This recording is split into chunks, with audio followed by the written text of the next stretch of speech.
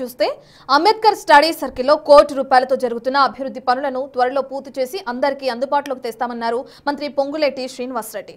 Jubilee hills ఉప ఎన్నిక ప్రచారంలో భాగంగా ఎస్పీఆర్ హిల్స్ ప్రాంతంలో బీఆర్ఎస్ నుంచి 100 మంది మైనార్టీ యువకులు కాంగ్రెస్ లో చేరారు.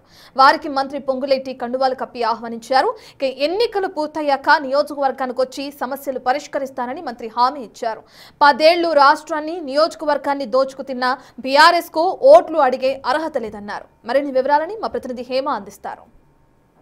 మంత్రులంతా కూడా బ్యాక్ టు బ్యాక్ ప్రచారం చేస్తున్నారు. ఈ రోజు ప్రచారంలో భాగంగా పొంగులేటి శ్రీనివాసరెడ్డి వచ్చారు. ఏంటి సార్ ఇంత మంది కాంగ్రెస్ పార్టీలో జాయిన్ అవుతున్నారు, ఎలా ఉంది మొత్తం ప్రచారం? కాంగ్రెస్ పార్టీ అంటే పేదోళ్ల పక్షపాత పార్టీ, పేదోళ్లకు అండదండలుగా ఉండే పార్టీ, పేదోళ్ల కోసం నిరంతరము తప్పించే పార్టీ. ఇటువంటి కాంగ్రెస్ పార్టీలో ఈనాడు ఏదైతే బై ఎలక్షన్ జూబ్లీ హిల్స్ లో వచ్చిందో, ఇప్పుడు మనం రహమత్ నగర్ డివిజన్ లో ఉన్నాం. ఇక్కడ ప్రజల స్పందన, దివంగత నేత శ్రీమతి ఇందిరాగాంధీ గారు ఆనాడు ఏదైతే ఉందో ఆ సెంటర్, వాళ్ళ మైండ్ సెట్ లో ఈనాడు కూడా అది చాలా స్పష్టంగా కనిపిస్తుంది.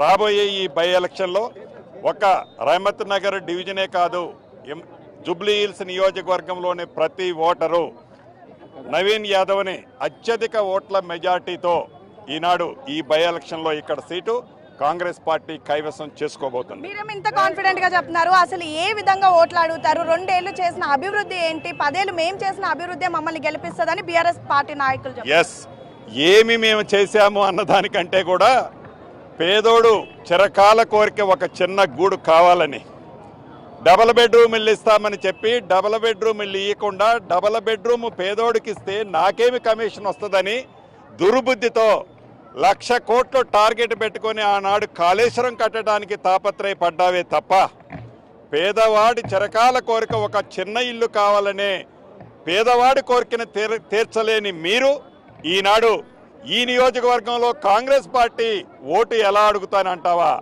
ఈ ప్రభుత్వం వచ్చిన మొదటి సంవత్సరంలోనే ఇందిరమ్మ ఇళ్ల కార్యక్రమం ద్వారా 4.5 లక్షల ఇల్లు ప్రతి పేదవాడి చిరకాల కోరిక నెరవేరుస్తూ రాబోయే 3 సంవత్సరాలలో ప్రతి గ్రామంలో అర్హులైన పేదవాళ్లతో పాటు పట్టణంలో నిరుపేదలందరికీ ఇల్లిచ్చే కార్యక్రమం ఈ ప్రభుత్వం చేపట్టినందుకు ఈనాడు మేము ఓట్లు అడిగే ధైర్యం మాకుంది. అంతేకాదు, ఏనాడైనా పేదవాడికి సన్నబియ్యం ఇయ్యాలనే జ్ఞానమైనా నీకు వచ్చిందా? లేదు. అటువంటిది రాష్ట్ర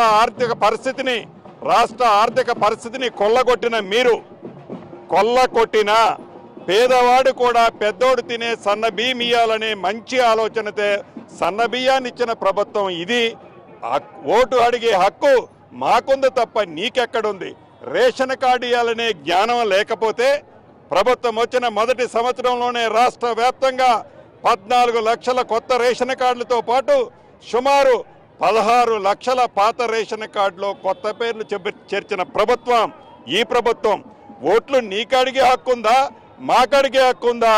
ఒక్కసారి ఆలోచించుకోమని 10 సంవత్సరాలు దోచుకున్న ఆ పెద్దలని ఈ వేదిక ద్వారా ప్రశ్నిస్తున్నాను. ఒక రౌడీని అభ్యర్థిగా ప్రకటించారు, అందుకే ఇంకా పీజీఆర్ పేరు చెప్పే ఓట్లు అడుగుతున్నారు అంటూ కూడా బీఆర్ఎస్ బీజేపీ చేస్తున్నటువంటి ఆరోపణ. రౌడీ రౌడీ రౌడీ అనటానికి ముందు రౌడీ కంటే అతి దారుణంగా తెలంగాణ రాష్ట్ర ప్రజల సొత్తుని 1,00,000 కోట్లకు పైగా కొల్లగొట్టిన మీరు ఇంకొక వ్యక్తిని రౌడీ అనటానికి సిగ్గుండాలి. మేము చేసిన 2 ఏళ్లలో అభివృద్ధి మమ్మల్ని ఓటేసి గెలిపిస్తుంది. సేమ్ టైం పదే మా అభ్యర్థిని రౌడీ అంటున్నటువంటి బీఆర్ఎస్ బీజేపీకి ఏం అర్హత ఉందని వాళ్ళు ఓట్లు అడుగుతారు. ఖచ్చితంగా మేము చేసిన అభివృద్ధి కార్యక్రమాలు, గతంలో మేము చేసినటువంటి సంక్షేమ పథకాలే మమ్మల్ని ఖచ్చితంగా జూబ్లీ హిల్స్ లో భారీ మెజారిటీతో గెలిపిస్తుందని అయితే మంత్రి పొంగులేటి శ్రీనివాసరెడ్డి చెప్తున్నటువంటి పరిస్థితి. Video journalist Srikanth, Hema, big TV.